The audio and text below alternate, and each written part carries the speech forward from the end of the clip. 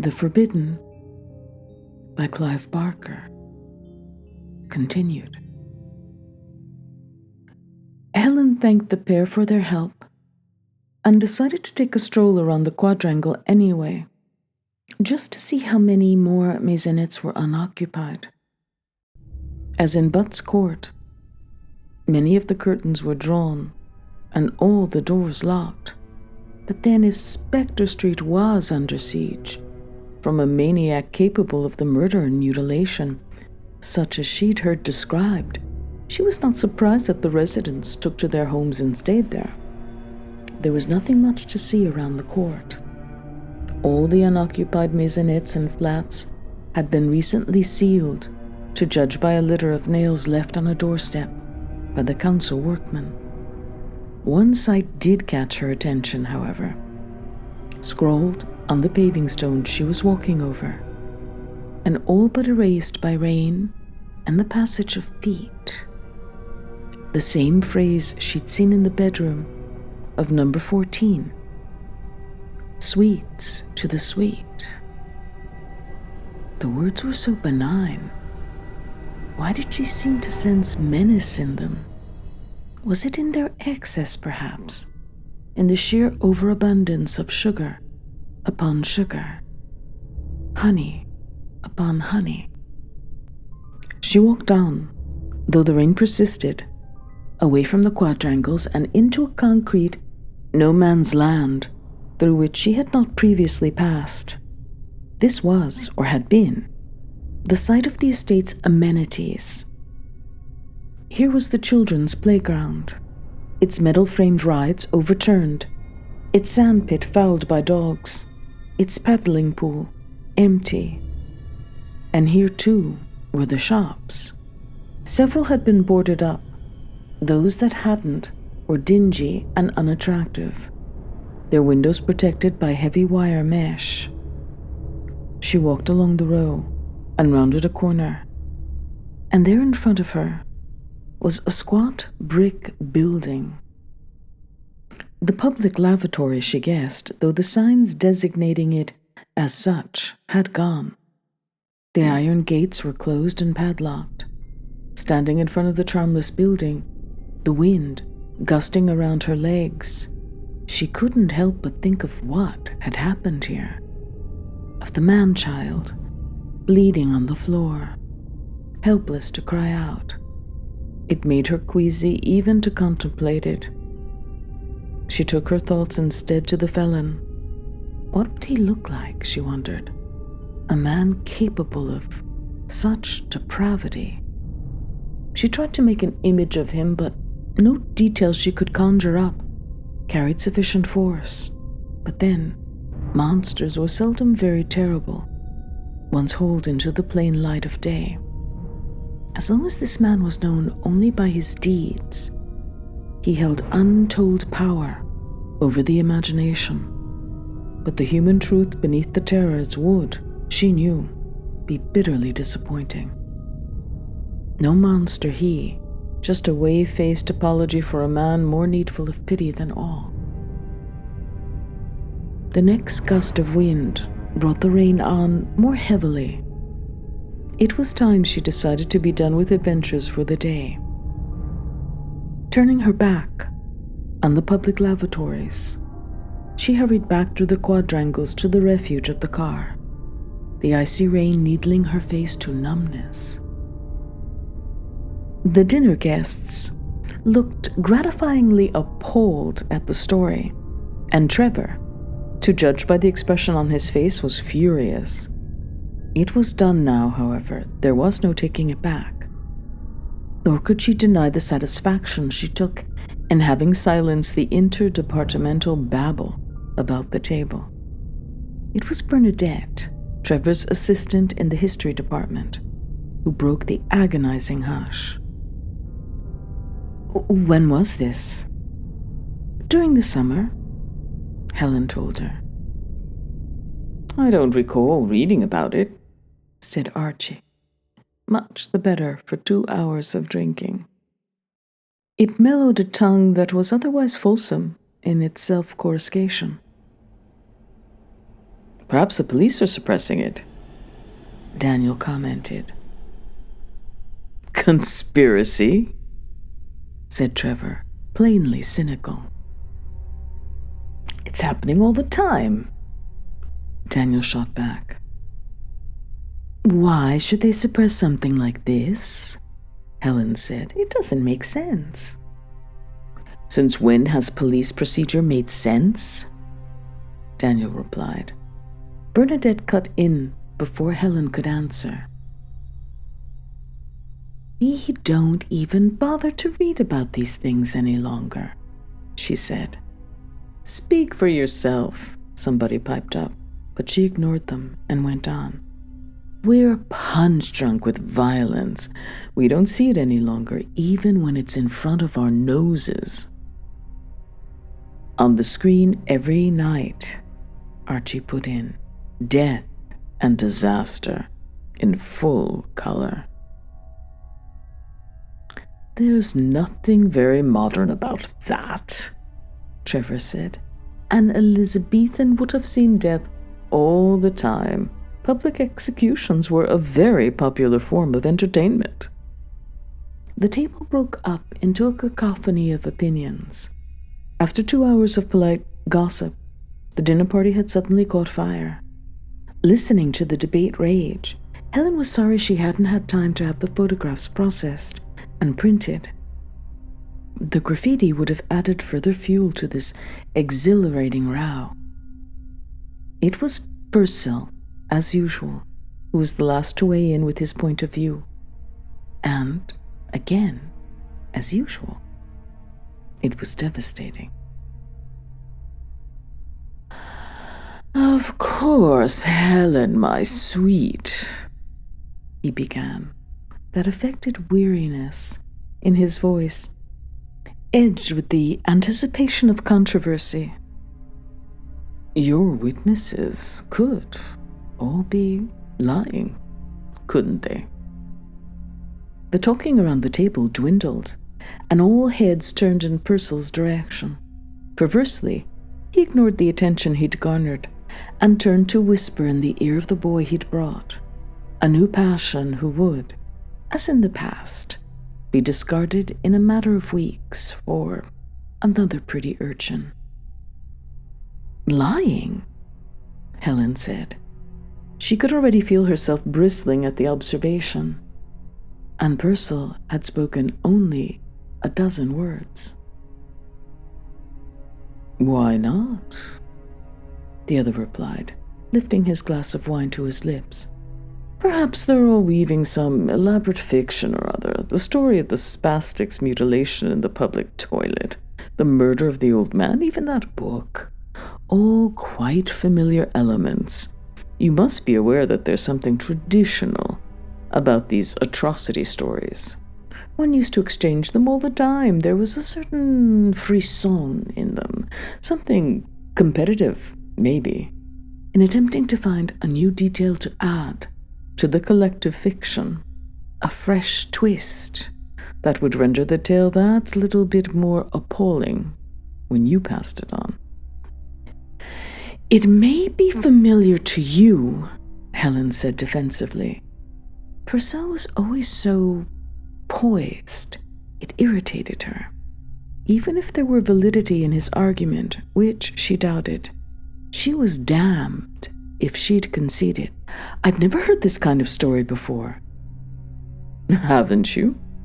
Said Purcell, as though she were admitting to illiteracy. What about the lovers and the escaped lunatic? Have you heard that one? I've heard that, Daniel said. The lover is disemboweled, usually by a hook-handed man, and the body left on the top of the car, while the fiancé cowers inside. It's a cautionary tale warning of the evils of rampant heterosexuality. The joke won a round of laughter from everyone but Helen. These stories are very common. So, you're saying that they're telling me lies? She protested. Not lies exactly. You said lies. I was being provocative, Purcell returned, his placatory tone more enraging than ever. I don't mean to imply there's any serious mischief in it, but you must concede that so far you haven't met a single witness. All these events have happened at some unspecified date to some unspecified person. They are reported at several removes. They occurred at best to the brothers of friends of distant relations. Please consider the possibility that perhaps these events do not exist in the real world at all, but are merely titillation for bored housewives. Helen didn't make an argument in return, for the simple reason that she lacked one. Purcell's point about the conspicuous absence of witnesses was perfectly sound. She herself had wondered about it. It was strange, too, the way the women in Ruskin Court had speedily consigned the old man's murder to another estate, as though these atrocities always occurred just out of sight, around the next corner, down the next passageway, but never here. So why? Said Bernadette. Why what? Archie puzzled. The stories. Why tell these horrible stories if they're not true? Yes, said Helen, throwing the controversy back into Purcell's ample lap. Why? Purcell preened himself, aware that his entry into the debate had changed the basic assumption at a stroke.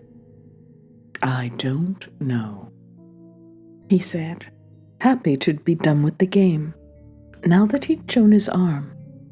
You really mustn't take me too seriously, Helen. I try not to. The boy at Purcell's side tittered. Maybe it's simply taboo material, Archie said. Suppressed, Daniel prompted. Not the way you mean it, Archie retorted. The whole world is in politics, Daniel. Such naivete. What's so taboo about death? Trevor said. Bernadette already pointed out it's in front of us all the time. Television, newspapers. But that's not close enough, Bernadette suggested. Does anyone mind if I smoke? Purcell broke in. Dessert seems to have been indefinitely postponed. Helen ignored the remark and asked Bernadette what she meant by not close enough. Bernadette shrugged. I don't know precisely, she confessed. Maybe just that death has to be near. We have to know it's just around the corner. The television's not intimate enough. Helen frowned. The observation made some sense to her, but in the clutter of the moment, she couldn't root out its significance. Do you think they're stories too? She asked. Andrew has a point, Bernadette replied. Most kind, said Purcell. Has somebody got a match? The boys pawned my lighter. About the absence of witnesses. All that proves is that I haven't met anybody who's actually seen anything, Helen countered. Not that witnesses don't exist. All right, said Purcell. Find me one. If you can prove to me that your atrocity monger actually lives and breathes, I'll stand everyone dinner at Apollinaire's. How's that? Am I generous to a fault, or do I just know when I can't lose? He laughed, knocking on the table with his knuckles by way of applause. Sounds good to me, said Trevor. What do you say, Helen? She didn't go back to Spectre Street until the following Monday, but all weekend she was there in thought, standing outside the locked toilet, with the wind bringing rain, or in the bedroom, the portrait looming. Thoughts of the estate claimed all her concern. When late on Saturday afternoon, Trevor found some petty reason for an argument, she let the insults pass, watching him perform the familiar ritual of self-martyrdom without being touched by it in the least. Her indifference only enraged him further. He stormed out in high dudgeon to visit whichever of his women was in favor this month. She was glad to see the back of him. When he failed to return that night, she didn't even think of weeping about it. He was foolish and vacuous. She despaired of ever seeing a haunted look in his dull eyes. And what worth was a man who could not be haunted? He did not return Sunday night either, and it crossed her mind the following morning, as she parked the car in the heart of the estate, that nobody even knew she had come, and that she might lose herself for days here, and nobody would be any the wiser. Like the old man Anne-Marie had told her about, lying forgotten in his favorite armchair, with his eyes hooked out, while the flies feasted and the butter went rancid on the table. It was almost bonfire night, and over the weekend the small heap of combustibles in Butt's court had grown to a substantial size. The construction looked unsound, but that didn't prevent a number of boys from clambering over and into it. Much of its bulk was made up of furniture, filched, no doubt, from boarded-up properties. She doubted if it could burn for any time. If it did, it would be chokingly smoky. 4 times on her way across to Anne-Marie's house, she was waylaid by children begging for money to buy fireworks. "Penny for the guy," they'd say, though none had a guy to display. She had emptied her pockets of change by the time she reached the front door. Anne-Marie was in today, though there was no welcoming smile. She simply stared at her visitor, as if mesmerized. "I hope you don't mind me calling." Anne-Marie made no reply. "I just wanted a word." "I'm busy," the woman finally announced. There was no invitation inside, no offer of tea. "Oh, well, it won't take more than a moment." The back door was open, and a draft blew through the house. Papers were flying about in the backyard. Helen could see them lifting into the air like vast white moths. "What do you want?" Anne-Marie asked. "Just to ask you about the old man." The woman frowned minutely. She looked as if she might be sick. Helen thought her face had the color and texture of stale dough. Her hair was lank and greasy. "What old man?" "Last time I was here, you told me about an old man who'd been murdered. Do you remember?" "No." "You said he lived in the next court." "I don't remember," Anne-Marie said. "But you distinctly told me." Something fell to the floor in the kitchen and smashed. Anne-Marie flinched but did not move from the doorstep, her arm barring Helen's way into the house. The hallway was littered with the child's toys, gnawed and battered. "Are you all right?" Anne-Marie nodded. "I've got work to do," she said. "And you don't remember telling me about the old man?" "You must have misunderstood," Anne-Marie replied, and then her voice hushed.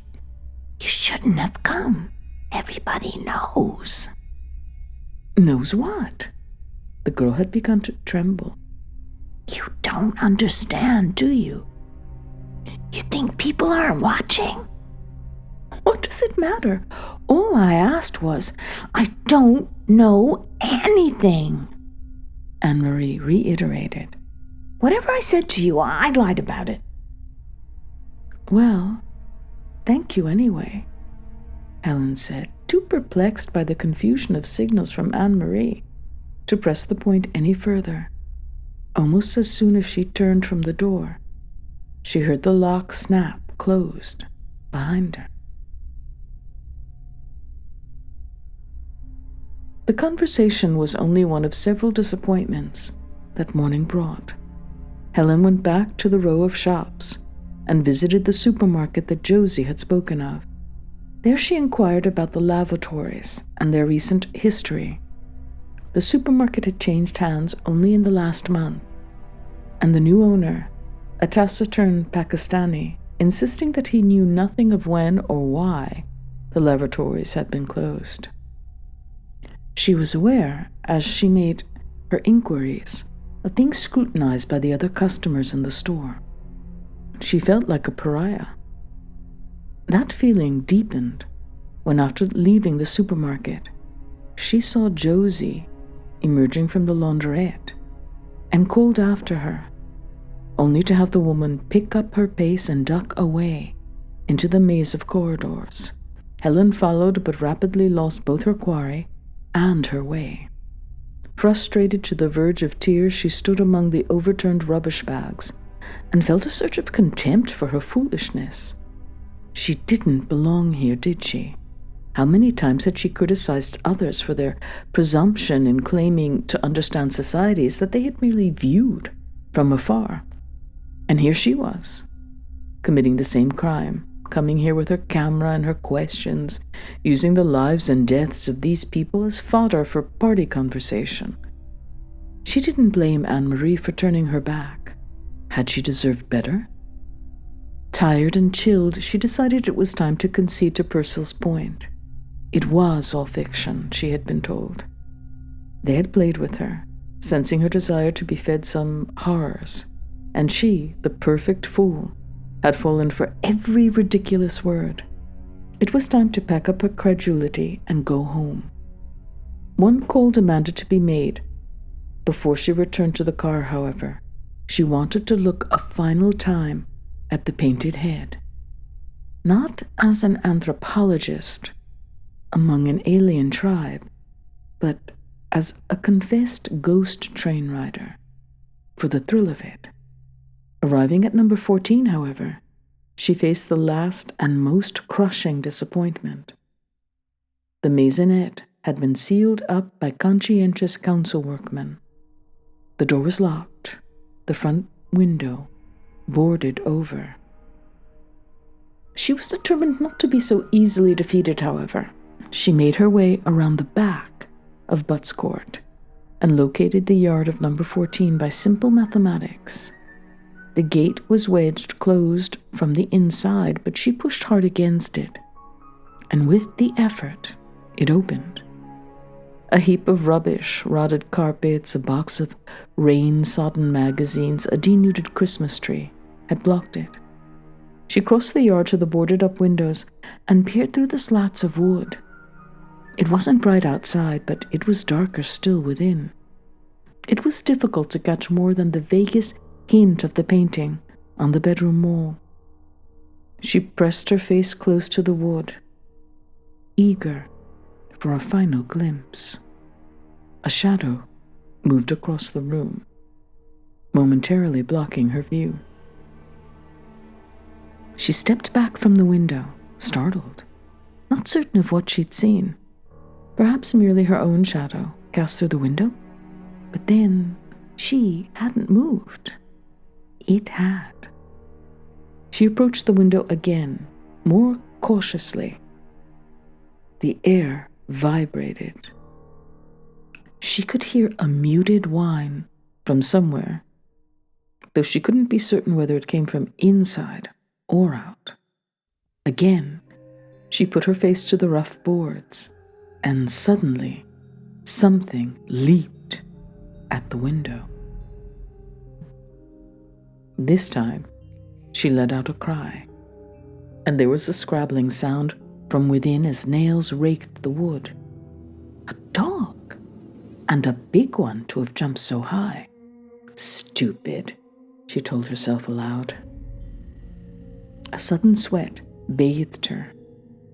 The scrabbling had stopped almost as soon as it had started.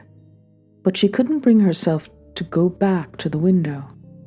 Clearly, the workman who had sealed up the maisonette had failed to check it properly and incarcerated the animal by mistake. It was ravenous, to judge by the slavering she'd heard. She was grateful she hadn't attempted to break in. The dog, hungry, maybe half mad in the stinking dark, could have taken out her throat. She stared at the boarded-up window. The slits between the boards were barely a half-inch wide, but she sensed that the animal was up on its hind legs, on the other side, watching her through the gap. She could hear its panting now that her own breath was regularizing. She could hear its claws raking the sill. "Bloody thing," she said. "Damn well stay in there." She backed off toward the gate. Hosts of woodlice and spiders, disturbed from their nests by the moving of the carpets behind the gate, were scurrying underfoot, looking for a fresh darkness to call home. She closed the gate behind her and was making her way around the front of the block when she heard the sirens. Two ugly spirals of sound that made the hair on the back of her neck tingle. They were approaching. She picked up her speed and came around into Butt's Court in time to see several policemen crossing the grass behind the bonfire, and an ambulance mounting the pavement and driving around to the other side of the quadrangle. People had emerged from their flats and were standing on their balconies, staring down. Others were walking around the court, nakedly curious. To join a gathering congregation, Helen's stomach seemed to drop to her bowels when she realized where the hub of interest lay: at Anne-Marie's doorstep. The police were clearing a path through the throng for the ambulance men. A second police car had followed the route of the ambulance onto the pavement. Two plainclothes officers were getting out. She walked to the periphery of the crowd. What little talk there was among the onlookers was conducted in low voices. One or two of the older women were crying. Though she peered over the heads of the spectators, she could see nothing. Turning to a bearded man whose child was perched on his shoulders, she asked what was going on. He didn't know. Somebody dead, he'd heard, but he wasn't sure. "Anne-Marie?" she asked. A woman in front of her turned and said, "You know her?" Almost awed, as if speaking of a loved one. "A little," Helen replied hesitantly. "Can you tell me what's happened?" The woman involuntarily put her hand to her mouth, as if to stop the words before they came, but here they were, nevertheless. "The child," she said. "Carrie, somebody got into the house around the back, slit his throat." Helen felt the sweat come again. In her mind's eye, the newspapers rose and fell in Anne-Marie's yard. "No," she said. "Just like that." She looked at the Tradiens, who was trying to sell her this obscenity, and said no again. It defied belief, yet her denials could not silence the horrid comprehension she felt. She turned her back on the woman and jostled her way out of the crowd. There would be nothing to see, she knew, and even if there had been, she had no desire to look. These people, still emerging from their homes as the story spread, were exhibiting an appetite she was disgusted by. She was not one of them, would never be one of them. She wanted to slap every eager face into sense, wanted to say, "It's pain and grief you're going to spy on. Why? Why?" But she had no courage left. Revulsion had drained her of all but the energy to wander away, leaving the crowd to its sport.